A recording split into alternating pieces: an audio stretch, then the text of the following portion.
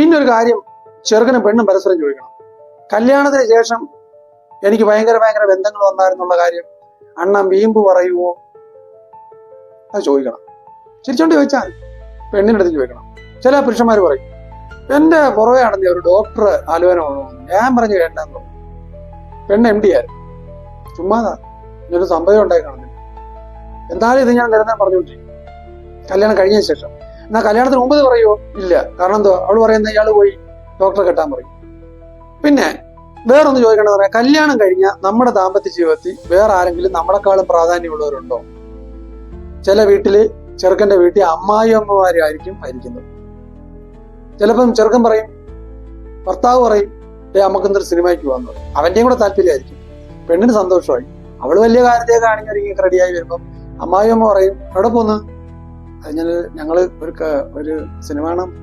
അപ്പൊ സിനിമ കാണാൻ പോകുന്ന ദിവസമാണ് ഇന്നിപ്പോ താണ്ട് എന്റെ മോളും ഭർത്താവും കൂടെ വരുന്നുണ്ട്, ഇന്ന് പോകണ്ട എന്ന് പറഞ്ഞ പല പുരുഷന്മാരും പറയും, എന്നാ ഒരു കാര്യം നമുക്ക് നാളെ പോകാന്ന് പറയും. അപ്പൊ അതൊക്കെ നേരത്തെ തീരുമാനിക്കണം. അമ്മയടുത്ത് പറയാണെങ്കിൽ അമ്മയടുത്ത് പറയണം, അമ്മ ഞങ്ങൾ ഇന്നൊരു സിനിമയ്ക്ക് പോയാ. വേണേ അമ്മ പറഞ്ഞാൽ അല്ല, അത് എന്റെ അല്ല, അവളും ഭർത്താവും കൂടെ വരത്തില്ലയോ? അവിടെ പറയാം, അവരിപ്പോ എന്നും വരുന്നേല്ലയോ, തൽക്കാലം ഞാൻ അവളെ കൊണ്ടൊരു സിനിമയ്ക്ക് പോട്ട് എന്ന് പറയാനുള്ള അധികാരം ആ ചെറുക്കനുണ്ട്. അതേസമയം അവരിപ്പോ ഹിമാലയത്തിൽ പോയാ, അവിടെ നിങ്ങൾ അങ്ങനെ പോകണ്ട, അതൊക്കെ അപകടമുള്ള കാര്യമാണ് എന്ന് പറയാം. അച്ഛൻ അമ്മ എന്നുള്ളതിലേക്ക് പറയാം. പക്ഷെ അന്നേരം അവർ പോകാൻ തീരുമാനിച്ചാൽ വിട്ടേക്കണം.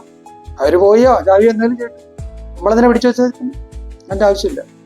അപ്പം അമ്മായിയപ്പനായാലും അമ്മാവിയമ്മയായാലും നാത്തൂനായാലും ആരായാലും അതുപോലെ തന്നെ തിരിച്ചും പെണ്ണിന്റെ അമ്മയായാലും പെണ്ണിന്റെ അച്ഛനായാലും പെണ്ണിന്റെ സഹോദരന്മാരായാലും ദാമ്പത്യ ജീവിതത്തിൽ കൈകടത്തേണ്ട കാര്യമില്ല.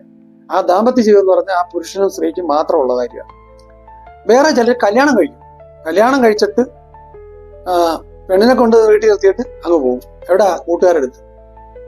പിന്നെ കൂട്ടുകാരുമായിട്ട് അങ്ങ് സമ്മേളനം. പിന്നെ രാത്രി 11 മണിക്കോ 12 മണിക്കോ ആയിരിക്കും വരുന്നത്. ആ പരിപാടി നടക്കത്തില്ലെന്നുള്ള കാര്യം ആദ്യമേ പറയണം. നടക്കത്തില്ലെന്നുള്ള വാക്കല്ല പറയേണ്ടത്. കല്യാണം കഴിച്ചു കഴിഞ്ഞാൽ കൂട്ടുകാരൊക്കെ ഉണ്ട്, അപ്പൊ അവർക്കായിരിക്കോ പ്രാധാന്യം അതോ എനിക്കായിരിക്കോ എന്നുള്ള കാര്യം തന്മയത്വമായിട്ട് അവതരിപ്പിക്കുകയും അത് മനസ്സിലാക്കുകയും വേണം. അല്ലെന്നുണ്ടെങ്കിൽ വെറുതെ എവിടെങ്കിലും പോയി വെള്ളം അടിക്കുകയോ കൂട്ടുകാരുമായിട്ട് സൊറ പറഞ്ഞിരിക്കുകയോ അല്ലെങ്കിൽ പണ്ടത്തെ കാര്യങ്ങളും ഒക്കെ വേലിയാടിയ കാര്യം അതൊക്കെ പറഞ്ഞുകൊണ്ടിരിക്കുകയായിരിക്കും ചെയ്യുന്നത്. ഒരു കാര്യമില്ലാതെ ഈ സ്ത്രീ എന്ത് ചെയ്യും? ഭാര്യ അവിടെ നിന്ന് കാക്ക അടിച്ചുകൊണ്ടിരിക്കേണ്ടി വരും ഈ പാതിരാത്രിക്ക്. അതിനുള്ള അവസരം ഉണ്ടാക്കരുത്. അതൊക്കെ നേരത്തെ പറയണം. അതുപോലെ തന്നെ സ്നേഹം പ്രകടിപ്പിക്കാൻ അറിയാവുന്നവനാണോ അതോ ഊമയാണോ? സ്നേഹം പ്രകടിപ്പിക്കുന്നവളാണോ അതോ അവൾ ഊമയാണോ? അത് നോക്കണം.